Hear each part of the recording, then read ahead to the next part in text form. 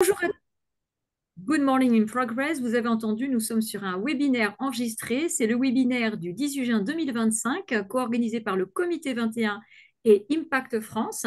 Notre thématique du jour est d'une grande actualité puisque nous avons intitulé ce webinaire Collectivité territoriale, comment embarquer dans la transition les entreprises de son territoire. Alors, comment va s'organiser cette journée, pardon, plutôt ce webinaire? Il y aura des questions dans le chat que nous vous invitons à poser au fur et à mesure.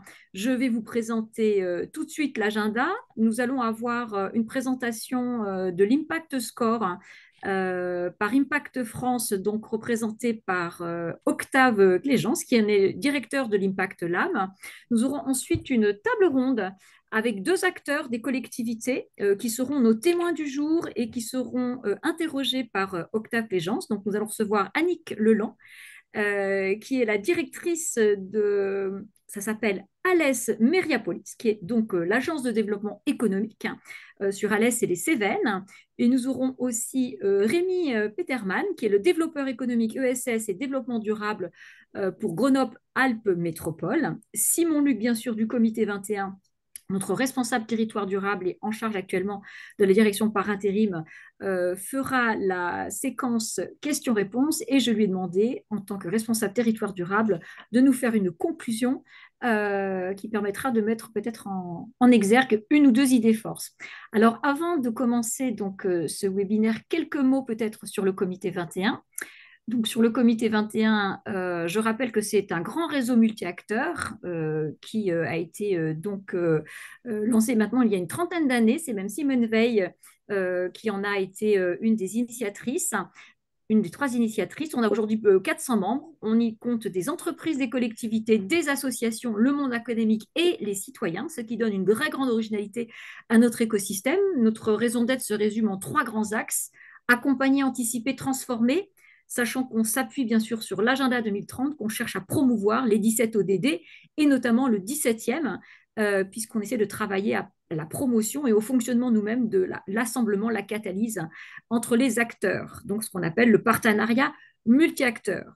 Nous avons monté depuis le 1er avril une alliance avec un gros acteur sur ces sujets qui est le Pacte mondial Réseau France, pour permettre de renforcer notre positionnement puisque nous sommes très complémentaires, puisque vous l'avez compris, nous avons une très forte expertise sur les collectivités, d'où aussi la thématique du webinaire de ce jour. Nous avons deux établissements au niveau de notre organisation, un établissement national et un établissement régional Grand Ouest qui est basé sur Nantes. Voilà, nous animons des groupes de travail, des ateliers qui sont des lieux d'échange pour nos membres et là, pour la communauté en général. Nous travaillons à des publications sous différentes formes qui peuvent être des notes de décryptage, des notes d'analyse, des rapports.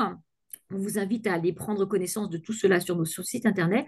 Et nous avons bien sûr des événements publics. Je me permets d'ailleurs tout de suite de vous donner rendez-vous lundi prochain pour notre Assemblée générale extraordinaire qui se déroulera à l'Espace Léonard à Paris. Voilà, sans plus attendre, puisque le temps est compté et que nous avons la prétention de boucler ce webinaire à 13 heures, qui est, je le rappelle, enregistré et qui vous invite à poser vos questions dans le chat. Donc, je donne tout de suite la parole à Octave Clégence, donc le directeur de l'Impact Lab pour Impact France. Octave, c'est à toi. Merci Sandrine, merci Simon pour l'accueil dans ce webinaire. On est ravis au Mouvement Impact France de pouvoir co-animer ensemble ce temps. Et donc rapidement, Octave Clenchance, moi je travaille depuis 4 ans pour le Mouvement Impact France. Impact France qui aujourd'hui est une organisation patronale née il y a 15 ans pour rassembler assez largement toutes les entreprises qui s'engagent dans la transition écologique et sociale. On a dans notre mouvement aussi bien des entreprises à impact positif. On peut citer des exemples comme Biocop, comme Yuka, comme Too Good To Go par exemple, mais aussi de plus en plus d'entreprises en transition qui s'engagent de manière assez sincère dans leur démarche de transition. On peut citer des entreprises comme Redman, Nature et Découverte ou la SNCF par exemple. Notre mouvement aujourd'hui est coprésidé par Pascal Demurger qui est le patron de la Maïf et Julia Faure qui est la fondatrice de Loom, qui est une marque textile éco-responsable. Euh, et donc l'idée étant de pouvoir progressivement émerger comme un mouvement patronal de référence et porter une voie alternative de dirigeants engagés dans la transition écologique et sociale. Enfin, pour terminer, la courte présentation d'Impact France, on a trois activités aujourd'hui. La première qui est de fédérer l'écosystème des entrepreneurs qui s'engagent. On le fait avec notamment un événement qui arrive bientôt, qui est les universités d'été de l'économie de demain, le 29 août à Paris. Deuxième activité qui est de faire du plaidoyer, de l'influence auprès d'élus territoriaux, nationaux et européens pour faire évoluer le contexte réglementaire de manière favorable aux entreprises qui s'engagent. Et enfin, dernière activité qui est de faire progresser toutes les entreprises françaises dans leur démarche de transition. Je m'occupe en particulier de tout ça. Euh, et donc pour aujourd'hui, à l'ordre du jour, on va essayer de traiter justement le sujet des collectivités territoriales et quels liens elles peuvent avoir avec les entreprises de leur territoire pour pouvoir accompagner la transition écologique et sociale de ces acteurs-là. En un mot, en une slide, ce qu'on voit ici, c'est que euh, les collectivités territoriales alors, ont des compétences économiques différentes selon qu'elles sont régions, métropoles, villes, agences de développement économique, bien sûr. Mais au global, ce qu'on peut observer, c'est que elles ont différentes compétences économiques qui peuvent permettre d'accélérer la transition des entreprises de leur territoire. Ça commence par les marchés publics, bien sûr, avec toute la commande publique qui, elle, peut intégrer des clauses sociales et écologiques ou de proximité. Donc, c'est possible d'en intégrer dans de la commande publique. C'est un levier intéressant. Il y a le levier aussi des aides publiques. Donc, dans ce cas-là, il peut être intéressant pour des collectivités de conditionner des aides publiques à un certain engagement social ou écologique. Toute la politique d'investissement, elle aussi, si elle existe, peut être orientée vers des entreprises particulièrement engagées. Ça peut être aussi le cas pour de l'accompagnement. Certaines collectivités proposent des programmes d'accompagnement, souvent d'accompagnement collectif à la transition pour des entreprises de leur territoire. Euh, et puis, on retrouve aussi un certain nombre de collectivités qui essayent de rassembler différents réseaux pour pouvoir créer une dynamique collective d'entreprises sur leur territoire, faire en sorte qu'elles puissent se partager des bonnes pratiques entre elles. Euh, et enfin, dernier point, donc BPI France, l'ADEME ont un certain nombre de diagnostics qui permettent de faciliter des financements pour réaliser un bilan carbone, pour mettre en place une logique d'éco-conception. Et donc les collectivités territoriales parfois participent à cofinancer aussi ces diagnostics-là. Voilà en quelques mots ce que peuvent aujourd'hui faire les collectivités territoriales. Mais avant enfin, aussi ce qui semblait important pour moi de rappeler, c'est pourquoi finalement il est intéressant pour des collectivités territoriales d'embarquer des entreprises de leur territoire dans la transition. Euh, En fait, pour plusieurs raisons. Déjà parce que c'est un enjeu de compétitivité des entreprises de leur territoire, parce qu'aujourd'hui, on voit que de plus en plus de parties prenantes demandent aux entreprises de s'engager. C'est le cas pour les travailleurs et pour les demandeurs d'emploi. 77% d'entre eux considèrent l'engagement RSE comme un critère important quand ils choisissent leur employeur. Aussi pour les clients de l'entreprise qui de plus en plus demandent aux entreprises de s'engager. On a 88% des Français qui se disent prêts à changer de marque s'ils n'en partagent pas les valeurs. Euh, et puis aussi, au-delà de l'aspect économique, ça peut, enfin de la compétitivité économique, bien sûr, une entreprise qui s'engage sur une métropole, sur une ville, sur une région, c'est une entreprise qui peut créer les emplois de demain finalement, des emplois pérennes. Enfin, l'ADEME estime qu'à horizon 2050, plus de 500 000 emplois nets pourraient être créés grâce à la transition écologique notamment. Et on voit aussi que, en moyenne, les entreprises qui mettent en place une stratégie RSE ont 13% de performance économique supplémentaire par rapport à celles qui n'en mettent pas en place, ce qui permet encore voilà, de dynamiser le territoire et de créer de l'emploi. Euh, voilà, c'était quelques éléments chiffrés à avoir en tête. Euh, et peut-être un mot aussi pour rappeler les différents degrés d'engagement. Donc, ça nous semble intéressant de voir que toutes les entreprises ne sont pas au même niveau d'engagement. Et donc, le rôle d'une collectivité territoriale, ça peut être d'être un partenaire des entreprises pour les aider à progresser et pour grimper sur cette échelle. Euh, on a en bas de l'échelle les entreprises qui ne respectent pas les normes légales. Elles sont encore majoritaires malheureusement. Euh, on va avoir ensuite les entreprises qui vont respecter ces normes légales mais sans forcément chercher à aller plus loin.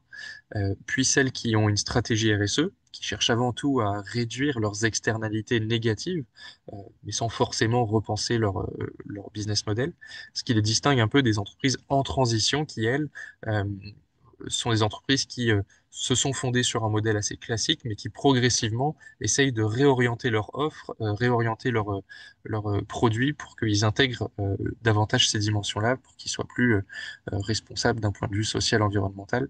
Donc on n'est pas uniquement dans le faire moins mal, mais aussi on veut aussi, en tant qu'entreprise, repenser une offre qui va être à impact positif. Et enfin, le dernier niveau, c'est les entreprises à impact. Ces entreprises-là, en fait, cherchent à résoudre un problème social environnemental. C'est vraiment au cœur de leur activité. Euh, et donc, alors je vois qu'il y a des messages dans le chat, mais oui, voilà, n'hésitez pas à vous présenter dans le chat si vous le souhaitez et à poser vos questions aussi directement. Vous pouvez lever la main, prendre la parole, ça sera avec plaisir. Euh, donc voilà, on a pu voir en fait ces différentes dimensions euh, et aussi pour venir qualifier l'engagement des entreprises, souvent ces entreprises peuvent passer par une démarche de labellisation, de certification. Euh, et donc c'est quelque chose qu'on recommande parce que ça permet à une entreprise de faire son diagnostic, ça lui permet de se mettre dans une dynamique de progression et puis aussi de communiquer ses engagements auprès de ses parties prenantes. Mais je précise que voilà, il faut faire attention à tous ces statuts, tous ces labels, puisque ils sont, enfin, tous ne se valent pas déjà. Ils ont des niveaux d'engagement, d'exigence assez différents les uns des autres. Et puis aussi, euh, il ne suffit pas d'avoir, enfin, certaines entreprises n'ont pas fait de cette démarche d'avoir un label et pourtant elles sont assez engagées. Donc le statut ne fait pas forcément la vertu. C'est une phrase qu'on aime souvent employer. Euh, je vous parlais donc des certifications privées, des labels privés qui peuvent exister. Ici, on en voit un certain nombre, hein. On va, pour citer les plus reconnus, on peut citer des labels comme Lucie 26000, comme la certification B Corp, comme EcoVadis par exemple. Donc c'est voilà des référentiels qui sont assez reconnus et qui viennent certifier l'engagement d'une entreprise dans sa globalité. Et aussi, on a de plus en plus de labels sectoriels. Et donc là, pour chaque secteur d'activité, il peut être intéressant pour chaque entreprise d'aller chercher tel ou tel référentiel. Le message qu'on souhaite passer finalement en montrant tout ça, c'est qu'on est face à une jungle des labels. Vous pouvez le constater. C'est très compliqué pour les dirigeants d'entreprise de savoir quel label choisir, vers quelle certification se tourner. Euh, c'est très peu lisible. Et aussi pour le grand public et les consommateurs, euh, ça devient assez illisible de devoir décrypter tous ces référentiels. Et donc face à ce constat, ce qu'on a souhaité faire, c'est essayer d'imaginer un référentiel commun qui s'appelle l'Impact Score. Et donc ce qu'on a voulu faire, c'est rassembler une trentaine de réseaux d'entrepreneurs pour se mettre d'accord sur cette base commune. Euh, et aussi, on a souhaité rassembler parmi les réseaux, on peut citer des réseaux comme le Comité 21, bien sûr, mais aussi d'autres collectifs comme Dirigeants Responsables, la Convention des entreprises pour le climat, les entreprises s'engagent, par exemple, Initiative France, BGE, qui sont tous des réseaux qui font partie de cette dynamique collective.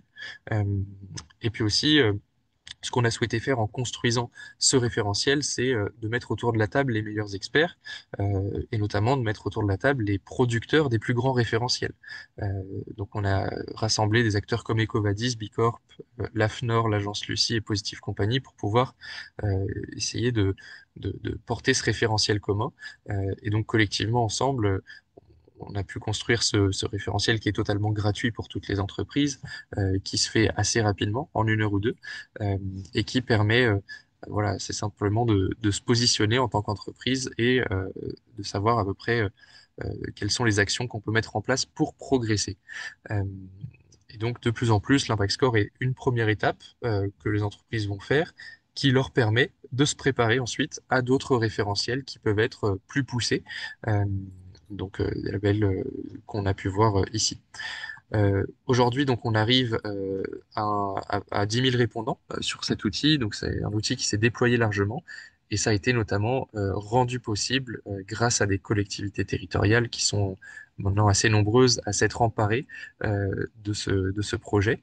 Euh, on voit que ce qui est intéressant dans ce référentiel, c'est que la grande majorité des répondants, 95%, sont des TPE-PME, ce qui montre que les répondants de l'Impact Score sont assez représentatifs du tissu économique français, alors qu'on pourrait reprocher parfois à certains référentiels d'être plutôt adaptés aux ETI, aux grands groupes et assez peu à ces plus petites structures. Euh, donc très concrètement, une entreprise, quand elle s'évalue, elle obtient un score qui va de 0 à 100. La moyenne aujourd'hui est de 54 sur 100 au niveau national. Et donc c'est un très bon outil pour progresser. Un petit peu comme quand on était en classe, finalement, en obtenant une note, on a envie de progresser ensuite sur les prochains exercices. Euh, ce qui vient être évalué dans cet outil, et même au global, je pense que c'est intéressant d'avoir en tête les grands principes d'action d'une stratégie à impact que peuvent mettre en place les entreprises. Il y a différents leviers pour les entreprises pour s'engager, et ce qui est intéressant de voir, c'est que toutes les entreprises qui mettent en place ces actions sont des actions qui vont pouvoir bénéficier directement au territoire, bénéficier directement à la collectivité territoriale. Euh, donc, dans un premier temps, par exemple, on vient regarder si l'entreprise limite ses externalités négatives. Ça commence par l'impact social. Donc là, on parle de tout ce qui est diversité et inclusion. Est-ce que je recrute en quartier prioritaire de la ville? Est-ce que je recrute des seniors, des jeunes, des femmes autant que des hommes, des personnes en situation de handicap, par exemple? Ça permet de laisser personne au bord de la route. On regarde ensuite dans un second temps comment l'entreprise limite ses externalités écologiques. Est-ce qu'elle réduit son bilan carbone notamment, mais aussi qu'est-ce qu'elle fait en faveur de l'économie locale? Est-ce qu'elle a des achats auprès de fournisseurs locaux, par exemple? Euh, Dans un deuxième temps, on regarde comment l'entreprise partage le pouvoir et la valeur, tout ce qui est autour de la gouvernance de l'entreprise. Et enfin, dans un dernier temps, on regarde comment l'entreprise, enfin, quel est le business model de la structure? Est-ce qu'elle est plutôt avec un impact positif ou pas dans son cœur d'activité? Et donc finalement, toutes ces dimensions permettent à l'entreprise de faire une photographie de son engagement et de savoir où elle se situe exactement par rapport à tous ces enjeux-là. Euh, donc je le disais, de plus en plus, cet outil est utilisé par des collectivités. Vous avez ici quelques exemples de collectivités. Alors, on n'a pas mis Alès Mirapolis, désolé Annick pour ça, mais on vous laissera la parole tout à l'heure pour témoigner. Mais ce qui est intéressant, c'est d'observer que plusieurs collectivités ont fait le choix de rendre obligatoire l'impact score pour des entreprises qui font des demandes de subventions, euh, pour des entreprises qui font des demandes d'aide à l'immobilier, c'est le cas sur les collectivités que vous pouvez voir ici. Parfois, ça devient une obligation pour des entreprises voilà, qui vont être financées. Voilà, c'est des dispositifs qui se mettent en place de plus en plus.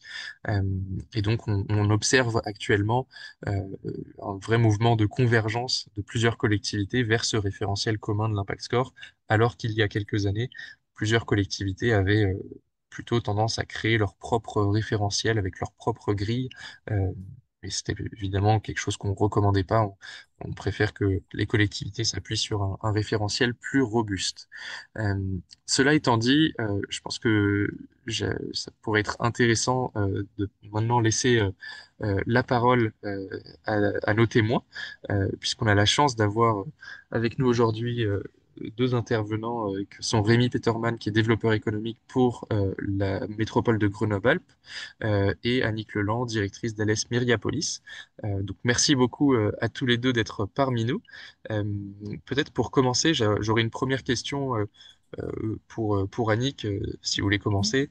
Voilà, est-ce que en introduction, vous pouvez nous présenter rapidement euh, ce qu'est Alias Myriapolis, quelles sont les activités de votre agence de développement économique euh, et quels sont les liens que vous pouvez avoir aujourd'hui avec des entreprises de votre territoire?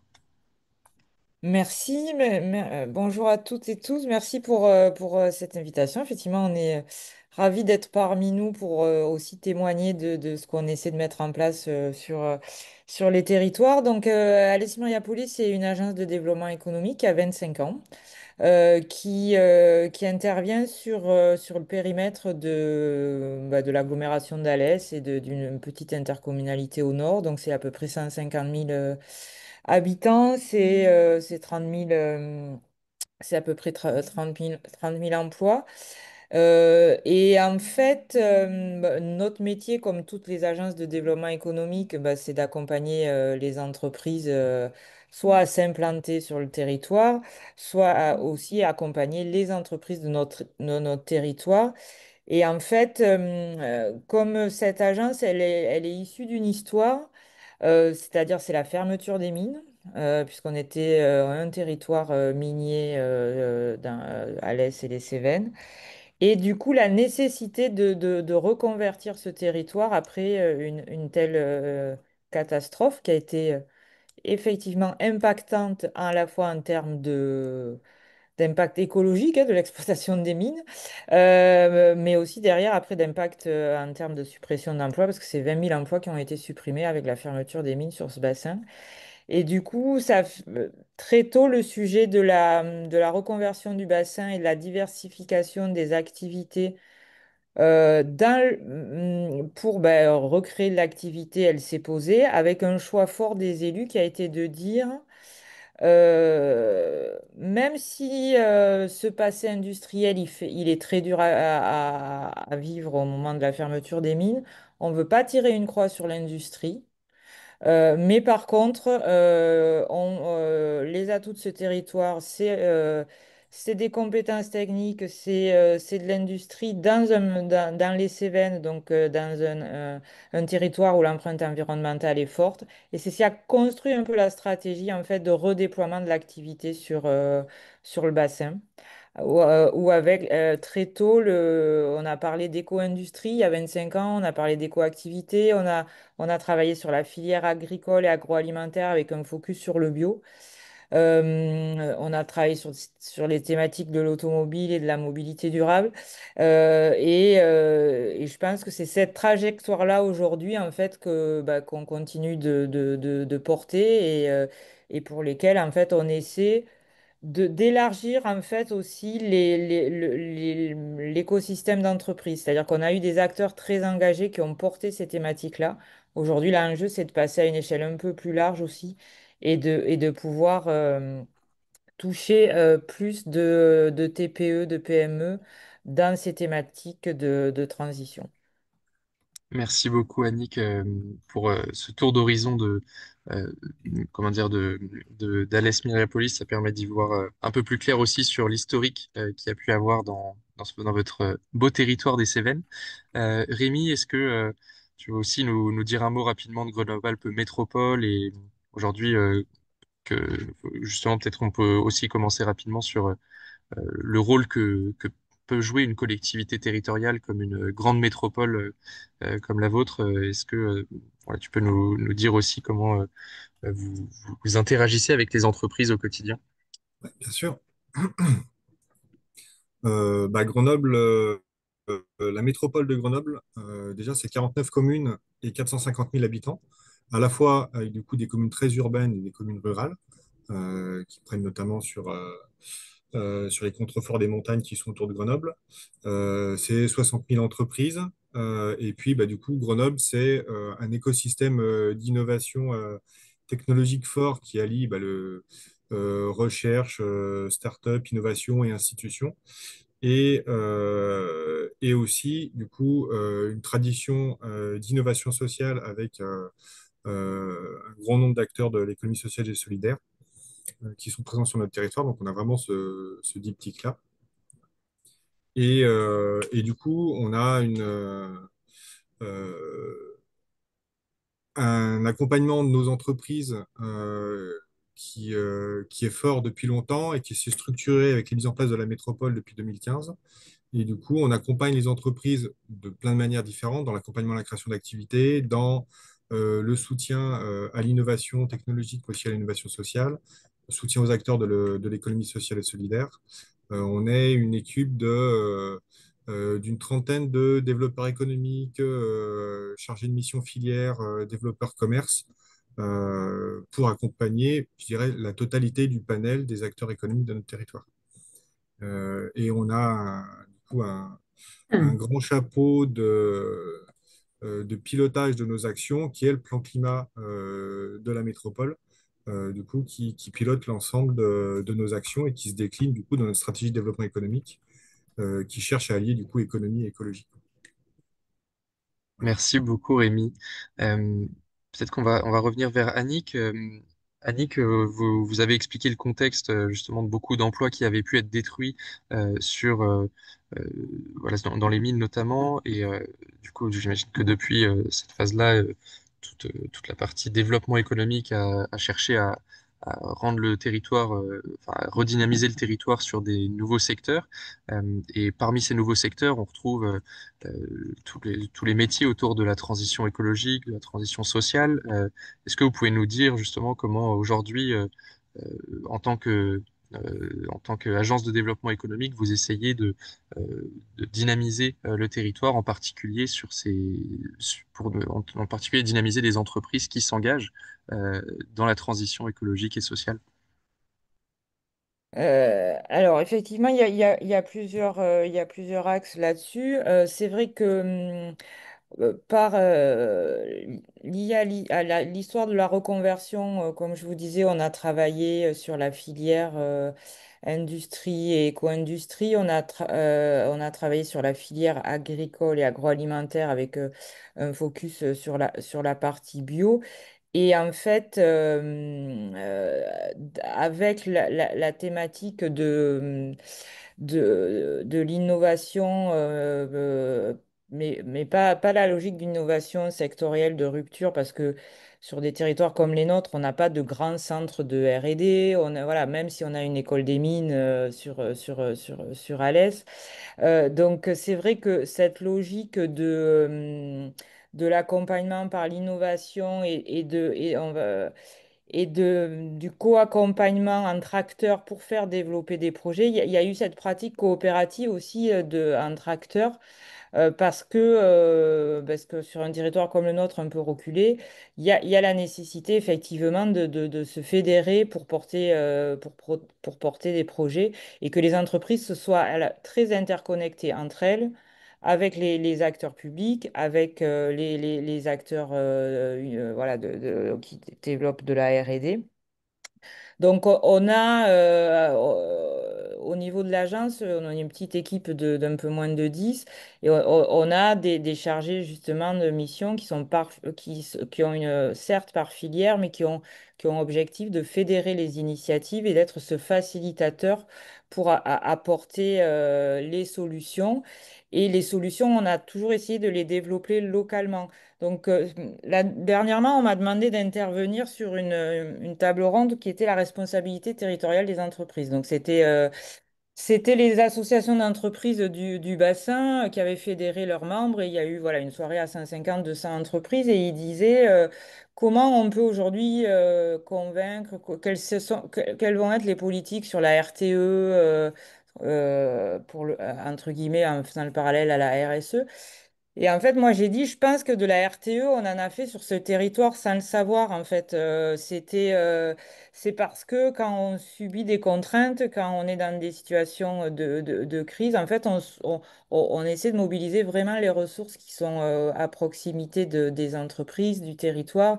Et donc, c'est ce travail-là qu'on a fait. Alors, il y a eu des politiques évidemment menées hein, par l'agglomération parce que l'agglomération s'est engagée dans les labels Agenda 21, développement durable, les Marianne d'Or, enfin, avec des politiques sur la décarbonation, sur la mobilité, sur la valorisation des espaces écologiques.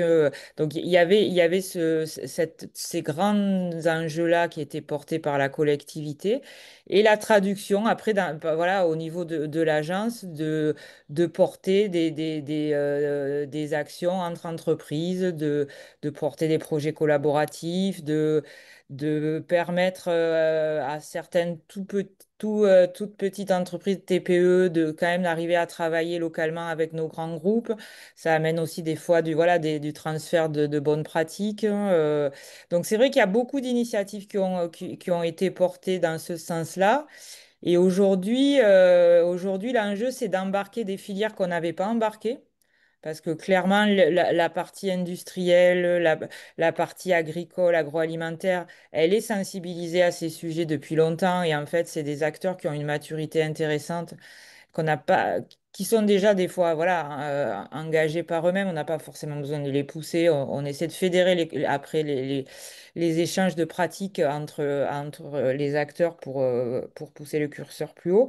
Mais maintenant, l'enjeu aussi, c'est d'aller chercher d'autres secteurs d'activité qui n'étaient pas forcément sensibilisés à ces sujets-là. Enfin, nous, en tout cas, aujourd'hui, sur l'offre de service de l'agence et les actions, c'est d'aller toucher, par exemple, le secteur du BTP et de la construction, qui est un secteur quand même très fort sur notre territoire, parce que c'est un territoire qui gagne voilà, de la population qui est constitué de beaucoup de TPE.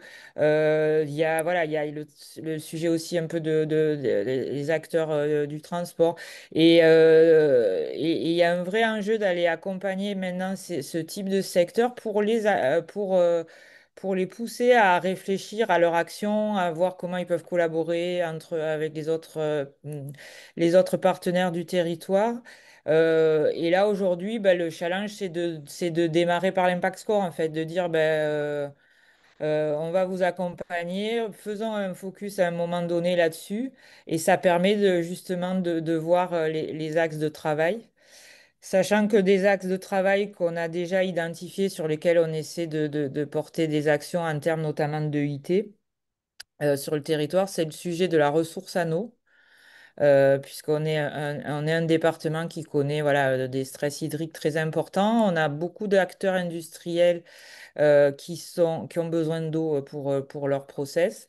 Et on a déjà voilà, des sujets où ils n'ont pas pu travailler pendant certaines semaines. Et donc, voilà, il y a vraiment une prise de conscience sur la notion de la ressource en eau. Et là, on a des actions spécifiques pour justement montrer les pratiques de certains, échanger sur les pratiques, voilà, avoir des programmes ambitieux là-dessus. Et le deuxième axe, c'est le sujet de la décarbonation. Euh, on a quelques gros industriels qui font partie des plus gros pollueurs du département qui ont vraiment décidé de s'engager sur des programmes très forts en termes de décarbonation industrielle, notamment avec la biomasse, les choses.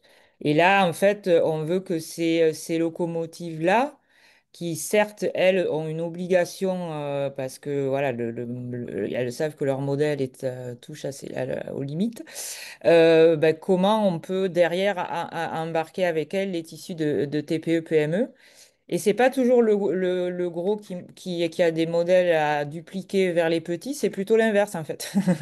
C'est souvent les TPE, PME qui ont expérimenté des choses et en fait qui donnent aussi des axes de travail pour les industries. Merci beaucoup, Annick. Oui, je pense que c'est intéressant de voir que toutes les filières n'en sont pas encore au même niveau, de voir que, il peut y avoir des transferts de connaissances qui se font entre certaines filières. Et donc, aujourd'hui, comment est-ce que, typiquement, vous faites pour que les entreprises les plus motrices sur ces sujets, les plus sensibilisées déjà, puissent partager leur savoir-faire auprès de d'autres entreprises? Enfin, vous citiez par exemple des entreprises industrielles qui sont déjà assez sensibilisées, qui pourraient embarquer celles du BTP. Est-ce que vous avez déjà mis en place des actions pour favoriser ces échanges-là? Comment ça se passe exactement? Bon, après, c'est des formats classiques, hein. Soit on va faire des actions de sensibilisation, des ateliers thématiques. Et après, surtout, en fait, on fait rencontrer les gens. En fait, on a la chance de ne pas être un grand territoire. Donc, globalement, notre tissu de TPE, PME, on le connaît très bien. Donc, on fait rapprocher directement les acteurs. On les accompagne voilà, sur certaines visites d'entreprise pour parler des technos qu'ils ont développés, pour vraiment être dans le concret. On a la chance d'être labellisé territoire d'industrie, donc de temps en temps, on arrive à mobiliser des financements en fait aussi sur ces sujets de décarbonation, de coopération entre entreprises. Donc en plus derrière, il y a la mobilisation de moyens financiers, ça c'est quand même un sacré accélérateur. Donc là, par exemple, récemment, il y a 2 ans, je crois, par le jeu, voilà, de la mise en relation directe entre un grand groupe, qui est en l'occurrence Schneider, et puis une toute petite start-up qui avait été incubée à l'école des mines, qui était sur les sujets de récupération d'énergie dans l'industrie. Bah, ils ont testé un démonstrateur entre eux. Ça a été mis en place sur le site d'Alès. Et en fait, après, ça a convaincu le groupe et le groupe Schneider a déployé ce type de techno dans d'autres usines. Donc, c'est vraiment ce sujet de dire il faut connaître très bien les acteurs du territoire, leurs compétences et faciliter la mise en relation. Je pense que c'est un des premiers axes en plus qui est très concret quand on parle de l'impact. Parce que c'est toujours, tu l'as montré, Octave, tu as le panel de tous les labels divers et variés qu'il y a. Enfin, ça fait peur, en fait, notamment pour une TPE. Par contre, quand concrètement, on leur dit, bah là, tiens, cette entreprise, elle a tel besoin et toi, tu peux peut-être y répondre avec voilà, cette techno que tu as mis en œuvre, la façon dont tu travailles et qu'après, ils collaborent sur un projet, que ça a des solutions qui vont être proposées à une entreprise qui est à proximité, bah là, la notion d'impact positif, elle est directe. On n'a pas besoin Oui. de l'expliquer pendant très longtemps. Mhm. Enfin, moi, je crois beaucoup à ce sujet de la preuve de l'exemple. Alors après, à côté de ça, on a des entreprises qui sont très engagées. On a une entreprise qui s'appelle Arcadie, que je crois qui a participé au mouvement ECPAT France, qui aujourd'hui porte des sujets aussi très lourds et très capitalistiques sur comment changer aussi le transport maritime. Parce que ils importent et ils disent c'est pas normal de faire venir avec ces porte-containers. Donc après, il y a des gens très engagés, mais ceux-là, des fois, ils sont très bien pour montrer en fait l'ambition, mais ils peuvent être aussi des fois contre-productifs parce que tellement en avance, tellement sur des sujets euh, à 360 au sein de l'entreprise que pour des plus petites sociétés, c'est difficile Ils se disent, on va pas y arriver, c'est trop complexe. Alors que quand on est voilà, sur des sujets concrets, bah, de suite, on dit, bah, là, il y a eu un impact positif sur le territoire. Et je crois beaucoup à cette force de l'exemple, quoi. Oui, merci beaucoup Annick. Je pense que c'était hyper intéressant d'avoir tous ces exemples avec Schneider, la petite startup, Arcadie également. Je pense qu'effectivement, le discours qui de plus en plus doit être porté, c'est un discours pédagogique à l'égard d'entreprises, leur montrer que elles peuvent y aller étape par étape, que c'est s'engager dans la transition, c'est pas quelque chose d'inaccessible, c'est pas nécessairement quelque chose qui demande tout de suite énormément d'investissement. Du côté de Grenoble-Alpes Métropole, Rémi, peut-être pour te redonner la parole, vous êtes particulièrement engagé hein, sur ces sujets. Euh, enfin, vous avez notamment une vice-présidente qui porte tous les sujets ESS, économie circulaire, développement durable au sens large. Je serais curieux aussi que tu puisses nous en dire un petit peu plus sur ce que met en place Grenoble Métropole pour accompagner les 60 000 entreprises qui sont sur votre territoire et notamment aussi comment est-ce que vous avez pris en main l'impact score, comment est-ce que vous l'avez rendu obligatoire aussi. Ouais. Déjà, accompagner les entreprises, comme l'a dit Yannick, c'est par des actions collectives ou de l'accompagnement individuel, à la fois dans les filières, à la fois sur les zones d'activité. Et l'enjeu, effectivement, c'est d'aller au plus proche. Euh, on travaille du coup vraiment sur des actions concrètes avec eux. Le premier sujet sur lequel on a travaillé, c'est vraiment l'accompagnement à la réduction des consommations énergétiques. Donc, on a un gros travail de rénovation énergétique, d'accompagnement au diagnostic et à la rénovation énergétique pour baisser les consommations énergétiques. On travaille aussi sur la mobilité des salariés et aussi et à la fois sur la mobilité des entreprises et la logistique urbaine, vraiment pour les accompagner vers de la mobilité douce, de la mutualisation, ce genre de choses.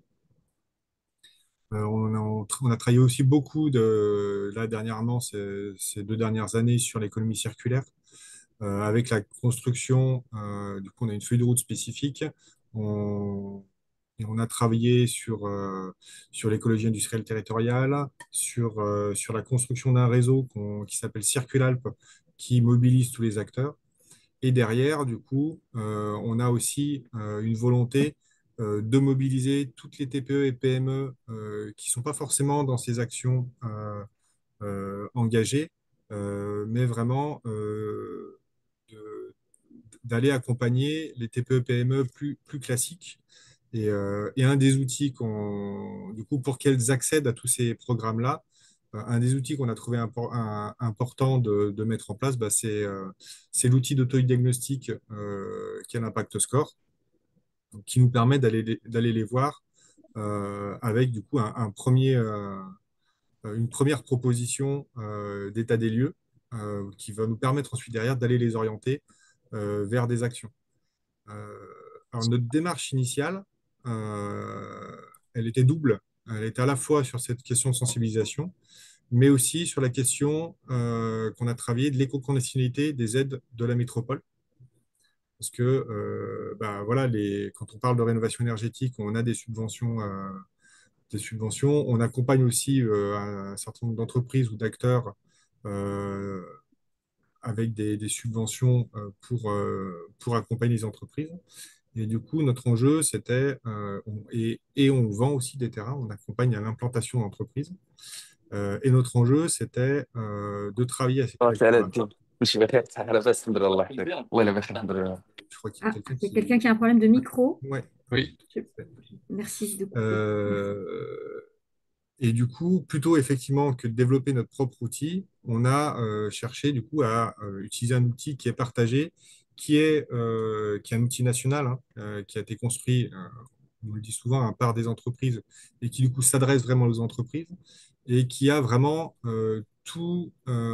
enfin, on a été sensible vraiment à aux trois grands piliers, que ce soit sur les impacts négatifs à la fois sociaux et écologiques, mais aussi sur le partage du pouvoir de la valeur et sur vraiment la stratégie à impact. Et un de nos enjeux, c'était aussi que sur l'éco-conditionnalité, on ne soit pas sur la sanction sur je fais mon impact score, il faut que j'ai au moins tant pour bénéficier d'une subvention ou pour bénéficier d'un terrain. On a fait ce travail-là de savoir si c'était ça qu'il fallait faire, de manière à pouvoir vraiment dire qu'il faut être vertueux pour pouvoir obtenir des subventions. On a assez vite constaté que on cherchait plutôt à attirer, qu'on aurait un plus fort impact en accompagnant les entreprises qui étaient plutôt éloignées, plutôt qu'en récompensant les entreprises qui étaient déjà vertueuses. Parce que les entreprises déjà vertueuses sont déjà convaincues. Alors qu'il y avait un vrai enjeu à accompagner les entreprises qui avaient besoin bah, d'avancer sur la prise de conscience et la mise en place d'actions. Donc, bien. c'est pour ça que dans nos actions, euh, on utilise l'impact score où la seule condition dans les subventions, c'est d'avoir réalisé l'impact score et non pas d'avoir obtenu un niveau d'impact score. Merci beaucoup, Rémi. Effectivement, oui, c'était important de rappeler cette obligation de transparence, mais pas de résultat. C'était une question justement d'Henri Doisy dans le chat. N'hésitez pas à poser vos questions aussi. Henri qui demandait aussi, justement par rapport au marché public, comment tout ça pouvait fonctionner et comment les collectivités peuvent agir aussi alors, on connaît bien sûr les dispositifs Spazer qui sont mis en place par beaucoup de collectivités, mais quel rôle peut jouer en fait une métropole comme Grenoble-Alpes Métropole sur le sujet des achats responsables aussi? Alors pour l'instant, on n'utilise pas l'impact score dans nos marchés. C'est notre prochaine étape. On est typiquement en train de travailler dessus pour identifier comment on peut le travailler. Et je pense qu'on peut l'utiliser de la même manière qu'on l'a utilisé que pour les subventions, que c'est une condition d'avoir rempli l'impact score, mais qu'il ne peut pas y avoir de niveau minimum, parce que là, il y aura une distorsion de concurrence. Mm. Mais on est typiquement en train d'explorer le truc, donc j'ai pas de vérité. absolue sur le sujet. Très clair, merci beaucoup. Peut-être un mot rapide sur donc, vous avez parlé tous les deux, Annick et Rémi, du fait que chacune de vos collectivités essaye de proposer ce référentiel Impact Score aux entreprises du territoire. Alors, pour Grenoble Métropole, plutôt de manière obligatoire. Pour Alès Mirapolis, c'est plutôt une incitation à but pédagogique. Je crois que chacun d'entre vous, ensuite, suite à l'Impact Score, essaye ensuite d'accompagner les entreprises à progresser. Donc, Rémi, tu en as parlé un petit peu. Je trouvais ça intéressant aussi de présenter rapidement tout le travail que vous avez fait autour du guide Entreprise et Transition qui a pour objectif de prendre par la main les entreprises et les aider ensuite à progresser sur leur impact score. Est-ce que tu veux nous en parler juste 30 secondes? Oui, bien sûr. Bah, c'est un guide qu'on a construit en parallèle, alors qui n'est pas exhaustif, hein, qui a pour vocation de présenter par grande typologie d'actions les actions que les entreprises peuvent mettre en place et les dispositifs qui sont en face, de manière que ça soit aussi une facilité pour l'entreprise de savoir quelle action elle peut mettre concrètement en place. Et il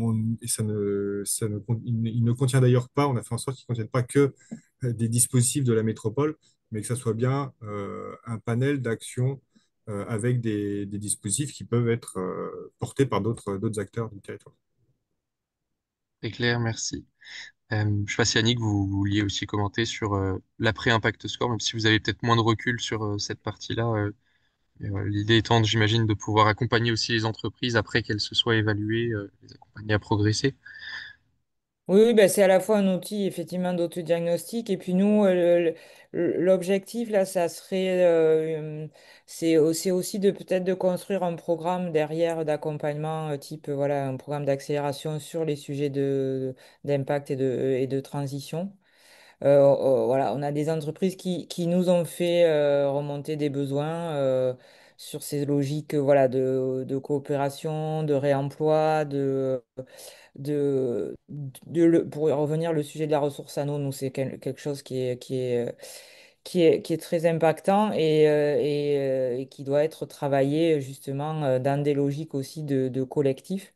Donc c'est aussi dans cette optique-là qu'on souhaite pousser sur l'impact score pour après partir sur des programmes d'accompagnement collectif. Claire, merci beaucoup à tous les deux. Peut-être qu'on va prendre un petit temps de questions sur les quelques minutes qui nous restent. J'ai vu qu'il y en avait un petit peu dans le chat. On a répondu à Henri en particulier. N'hésitez pas à lever la main directement, on vous passe la parole ou sinon à indiquer votre question dans le chat.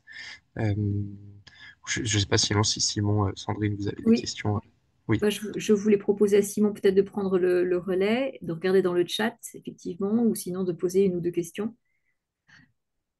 Je crois que les questions qui ont été posées dans le chat ont trouvé une Hmm. réponse. Si là, il n'y en a pas immédiatement, je vous invite à poser dans le chat ou à lever la main tout simplement pour qu'on vous donne la parole. Peut-être, toi, Octave, tu peux dire quelque chose sur la façon dont les marchés publics peuvent intégrer l'impact score dans leur clause.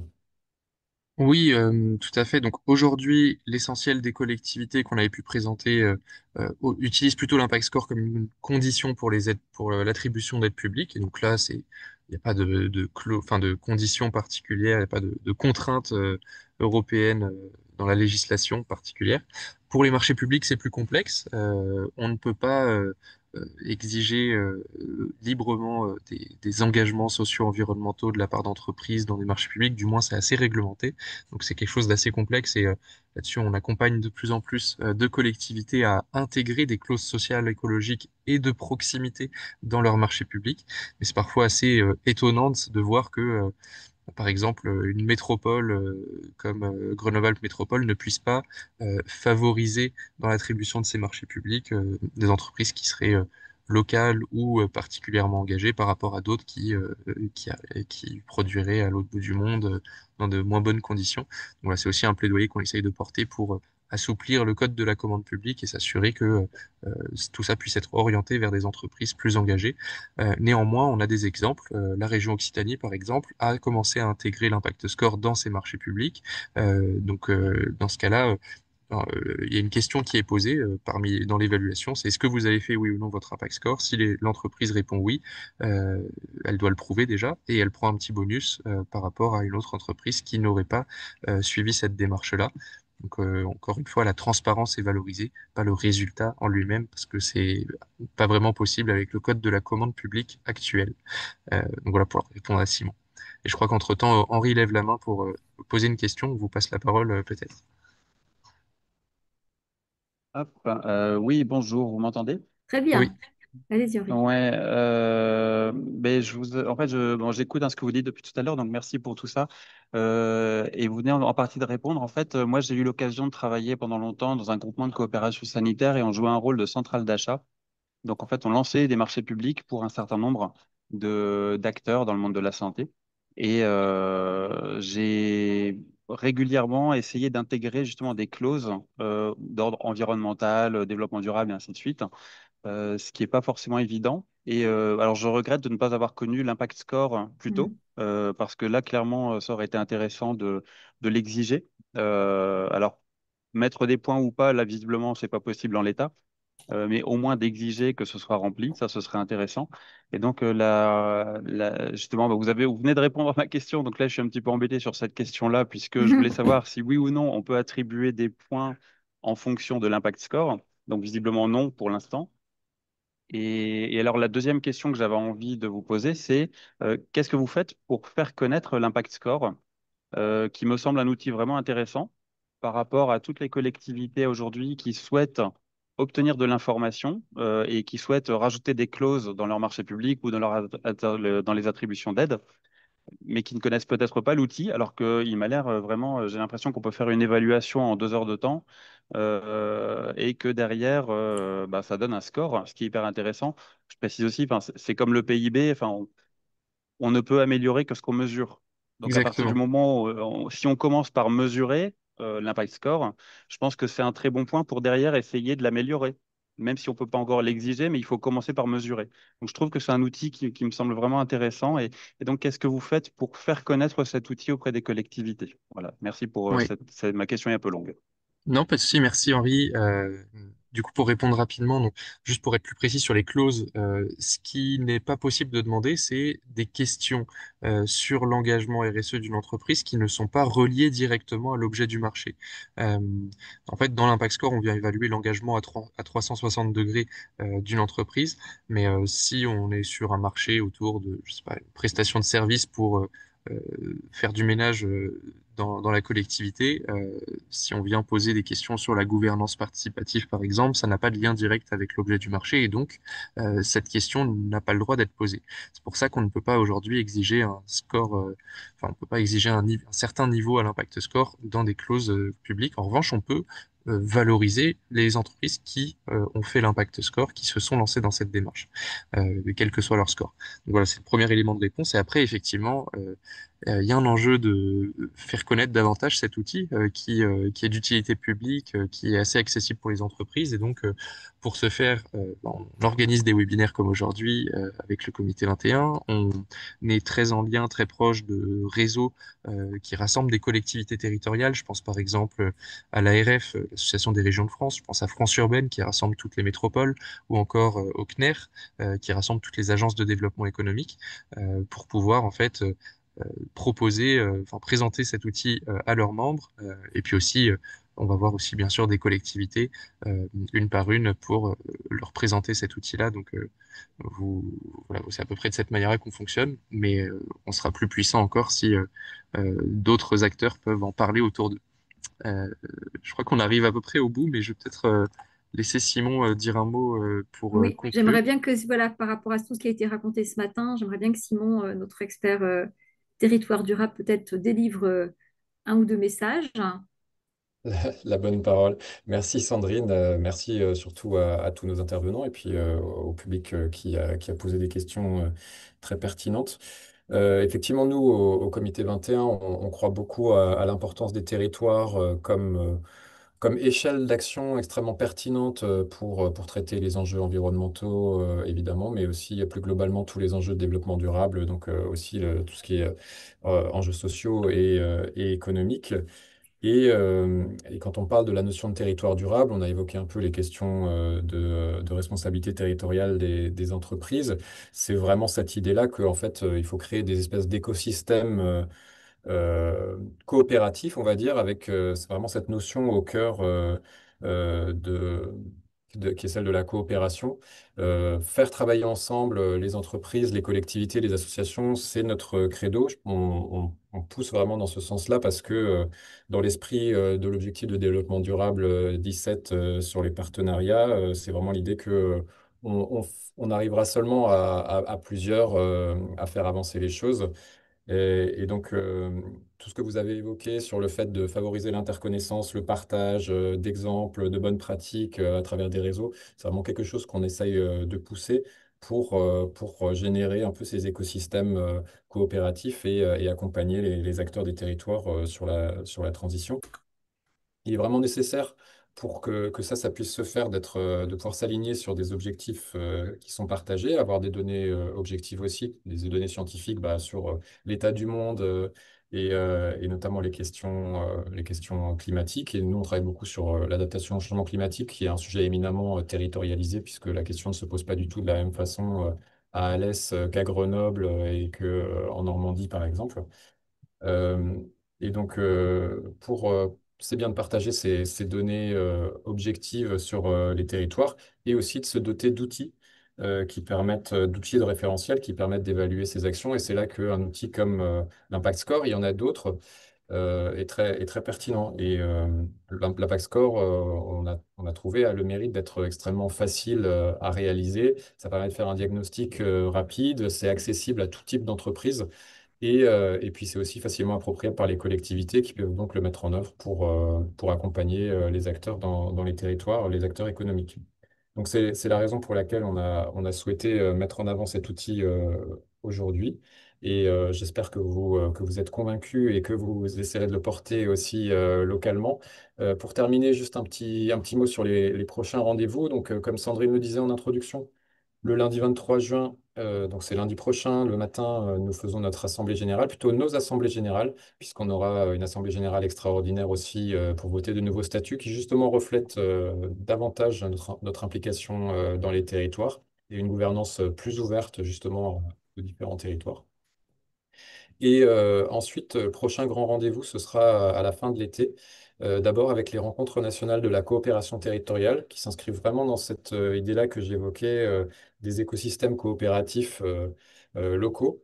Donc, on va essayer de mettre en avant toutes les capacités d'initiative et d'innovation des territoires en matière de coopération et comment entreprises, collectivités, associations, acteurs académiques aussi travaillent ensemble dans les territoires pour répondre aux enjeux contemporains. Il y aura bientôt plus d'informations sur le sujet.